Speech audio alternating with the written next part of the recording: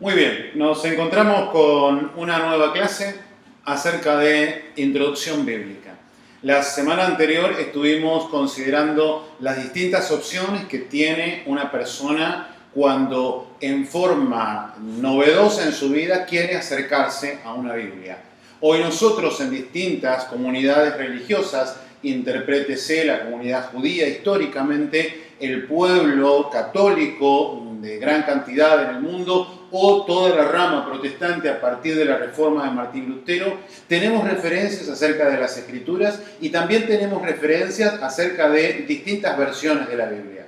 Anteriormente vimos 8 versiones en inglés y en español también tenemos una amplia variedad de temas. Hoy nosotros vamos a estar analizando acerca de versiones bíblicas en relación a las fuentes que ellos tuvieron y nos vamos a encontrar con algunos conflictos sobre cantidad de textos, redacción de pasajes y como vimos también en la clase anterior, en algunos casos hasta generan determinados problemas teológicos. Luego vamos a estar analizando hoy, como tienen en la cartelera, el tema de autoría. Nos vamos a encontrar con autores que de por sí la Iglesia histórica los ha considerado como escritores y no cabe ningún lugar a dudas acerca de su participación en la escritura. Pero también tenemos algunos problemas con algunos textos, con algunos libros, particularmente también del Nuevo Testamento, que podemos encontrar cierta discrepancia sobre autores, sobre copistas, sobre traductores, donde estos hombres en los primeros siglos de la Iglesia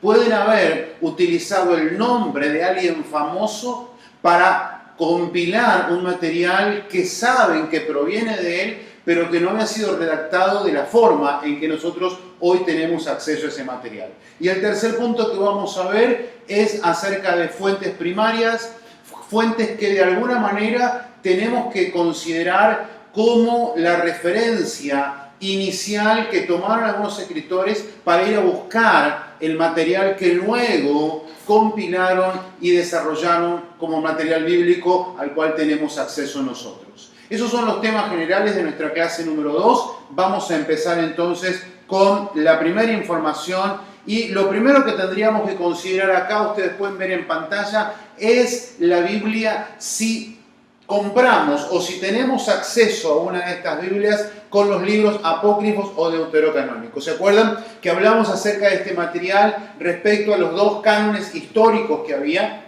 En principio teníamos el canon palestinense, el canon hebreo, más reducido, que era el que los judíos o el pueblo de Israel tomaba como base, como regla de fe, como canon donde no había posibilidad de incluir otros materiales. Por otro lado, teníamos el canon que es el canon alejandrino o el canon griego, donde nos vamos a encontrar que había 7 libros más y mencionamos acerca de la posesión de la época de la Reforma, donde Martín Lutero y los sucesores los compilaron y los pusieron dentro del Antiguo Testamento, pero como en una sección aparte, con unas notas de referencia dando a entender que carecían del mismo valor o igualdad que tenían los otros libros del canon hebreo. Cuando pensamos en esto, tendríamos que ver, vamos a comprar una Biblia, vamos a tener acceso a una versión bíblica. Podemos encontrarnos entonces con o sin los libros apócrifos y además de ello, cuando los incluimos, los vamos a tener distribuidos en el Antiguo Testamento o en una sección al margen, al final del Antiguo Testamento.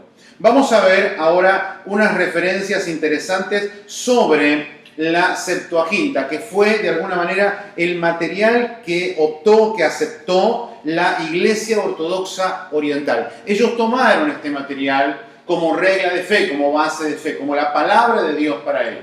Ahora bien, nosotros nos vamos a encontrar que esa versión Septuaginta, como dijimos, tenía un poco más de contenido en cantidad de libros.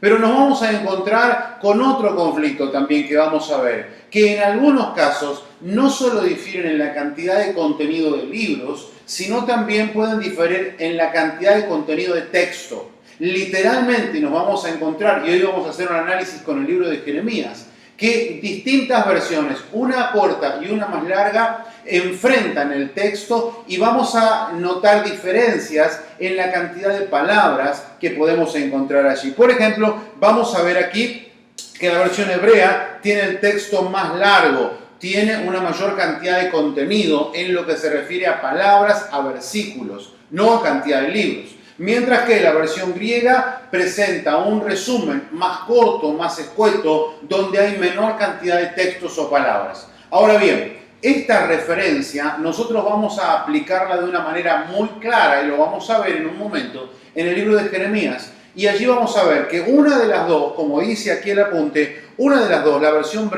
hebrea, prevé el regreso de estos materiales que está hablando el profeta Jeremías, mientras que la versión griega solo analiza la eliminación del reino del sur, la destrucción del templo llevada a cabo por Nabucodonosor después del sitio que se produjo en el 588 hasta llegar al 586, donde destruyen a Nabucodonosor y terminan robando todos los tesoros que estaban en el templo de Jerusalén. Estas incursiones de Nabucodonosor habían sido tres: la primera en el 605, la segunda en el 597 y la tercera que comienza con el sitio y la posterior destrucción. Ahora bien, nos vamos a analizar ese texto entonces y vamos a mirar, como les dije, las diferencias en el libro de Jeremías. Vamos a ver que nos vamos a encontrar aquí con dos tipos de color de letra: la letra que tiene un color amarillo y la letra que tiene un color blanca.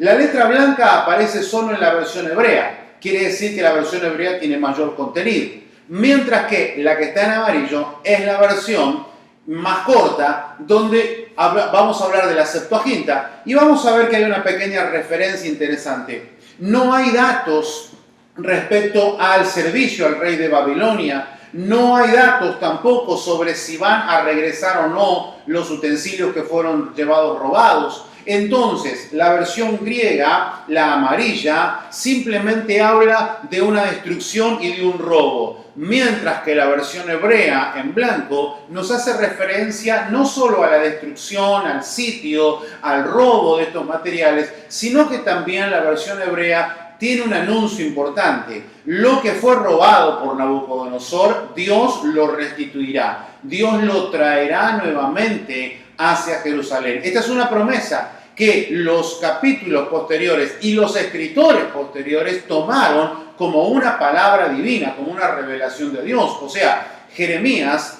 de acuerdo al texto, a la base donde nosotros estemos apoyándonos, nos vamos a encontrar con una referencia: simple destrucción, aniquilación, o después de la destrucción, una restauración. Nosotros tenemos que entender que hay unas promesas, no solo en Jeremías, sino también en Isaías, de la restauración del templo. Y el profeta Jeremías había sido posterior a Isaías. Entonces, Isaías ya nos estaba anunciando acerca de un regreso. Jeremías en el texto hebreo lo tiene, mientras que en la versión Septuaginta carecemos de esa información. Entonces es interesante que nosotros tengamos estas referencias para que cuando nos enfrentemos a algunos pasajes históricos podamos ir a distintas fuentes, podamos recurrir a distintas versiones bíblicas para poder entender no solo al escritor contemporáneo que estamos estudiando, sino también cotejarlo, compararlo, de alguna manera analizarlo a la luz del resto de la escritura, de los otros libros contemporáneos, como en este caso los profetas mayores y algo de los profetas menores, ya que estuvieron en conjunto, y de esa forma llegar a una interpretación más acertada, más cercana a lo que el profeta Jeremías recibió de parte de Dios para este pueblo. Hasta aquí el tema inicial, que era estas referencias acerca de versiones bíblicas.